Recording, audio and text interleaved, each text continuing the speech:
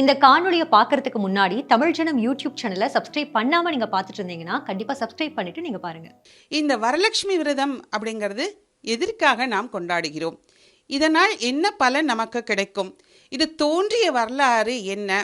இதை எப்படி நம்ம பூஜை பண்ணணும் அப்படிங்கிறத தான் நம்ம இன்னைக்கு பார்க்க போகிறோம். வெள்ளிக்கிழமை காலையில் 6 to 7 சுக்கிரஹோரை அதில் பூஜை பண்ணால் ரொம்ப ரொம்ப விசேஷம். ஏன்னா வெள்ளிக்கிழமைங்கிறது சுக்கிரனுக்கு உகந்த நாள், மகாலட்சுமிக்கு உகந்த நாளும் அந்த வெள்ளிக்கிழமை. அதனால சுக்கிரஹோரையில் அது பண்ணலாம். ஆனால் 6 to 7ங்கும் போது பெண்களுக்கு கொஞ்சம் கடினமான நேரம். ஏன்னா நெய்வேத்தியத்துக்கான பொருட்கள் எல்லாம் நம்ம தயார் பண்ணணும். என்ன நெய்வேத்தியம் பண்ணணும் அப்படின்னா பச்சரிசியில் இட்லி. அதனால முதல் நாளே மாவை அரைச்சி வச்சுக்கணும். பச்சரிசி உளுந்து கலந்த இட்லி தான் அன்றைக்கி செய்யணும். பச்சரிசி கொழுக்கட்டை பண்ணணும். அப்புறம் உளுந்து கொழுக்கட்டை பண்ணணும்.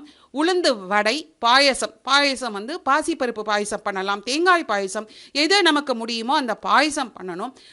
உளுந்து வடை பண்ணணும். மகா நெய்வேத்தியம்னு சொல்லக்கூடிய எல்லா விதமான பழங்களும் நம்ம வச்சு அன்னைக்கு நெய்வேத்தியம் பண்ணணும். அந்த வெள்ளிக்கிழமை காலையில் இந்த நெய்வேத்தியத்தெல்லாம் சரி பண்ணிவிட்டு 8:30லேருந்து 10:30க்குள்ள நேரம் நல்லாயிருக்கு. அந்த நேரத்தில் மகாலட்சுமி பூஜை பண்ணணும். சிலர் வந்து என்ன பண்ணுவாங்க, வைதிக முறைப்படி மிக ஆச்சாரமாக அனுஷ்டானமாக பண்ணணுங்கிறதுக்காக வைதிகர்களை கூப்பிட்டு பண்ணுற பழக்கம் இன்னி வரைக்கும் இருக்குது. அதுக்கெல்லாம் வசதி இல்லை, அதாவது எங்களால் முடியாது, ஏன்னா நாங்கள் வேறு எங்கெங்கேயோ இருக்கோம் அப்படிங்கிறவங்க நமக்கு தெரிஞ்ச முதல்ல வந்து பிள்ளையார் பூஜை பண்ணணும். வக்ரதுண்ட மகாகாய சூரியகோடி சமர்பிரபா நிர்விக்னம் குருமே தேவி சர்வ காரியேஷு சர்வதா அப்படின்னு பிள்ளையார் முதல்ல எந்த தடங்களும் இல்லாமல் இந்த மகாலட்சுமி பூஜை நடக்கணும்னு பிள்ளையாரை கும்பிட்டுட்டு மஞ்சளில் பிடிச்சி வைக்கணும் பிள்ளையாரை.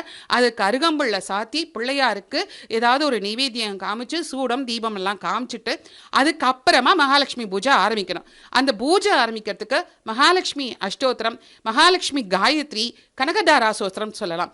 அங்கம் ஹரிஹே புலக பூஷணமாஸ்ரயந்தி அப்படின்னு ஆரம்பிக்கக்கூடிய அந்த கனகதாரா சோஸ்திரத்தை சொல்லலாம். இப்படி பல வகையா அஷ்டோத்திரம் சொல்லலாம். பிரகிருத்தியே நமக, விக்ருத்தியே நமக அப்படின்னு லக்ஷ்மியை நம்ம பூஜை பண்ணிட்டு அதுக்கப்புறம் நெய்வேத்திய சாமான்களை கொண்டு நம்ம நெய்வேத்தியம் பண்ணணும். அதுக்கு முன்னாடி சரடு கட்டும் பழக்கம் உண்டு.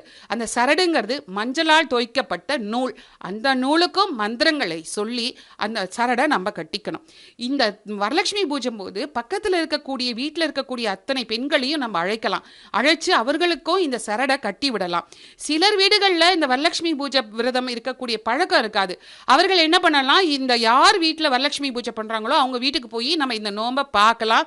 பார்த்தாலும் விசேஷம், கேட்டாலும் விசேஷம் இந்த வரலட்சுமி பூஜை. இது மட்டும் இல்லை, இந்த பூஜையை முடிச்சதுக்கு அப்புறம் இந்த அம்பாள் முகம் இருக்கும்னு சொன்னேன், அதுக்கும் அலங்காரம், பலவிதமான அலங்காரங்களை நம்ம செய்யலாம். இந்த அலங்காரம் செய்யும்போது இந்த மாதிரி மேடை இருக்கும் இல்லையா, இங்கே வந்து வாழைமர தோரணம், பின்னாடி பூக்களால் அலங்காரம், அது இப்போ இந்த காலத்துல எல்லாம் ரொம்ப சிறப்பாக பண்ணுறாங்க. மிக மிக அற்புதமான அலங்காரங்கள்லாம் பண்ணுறாங்க.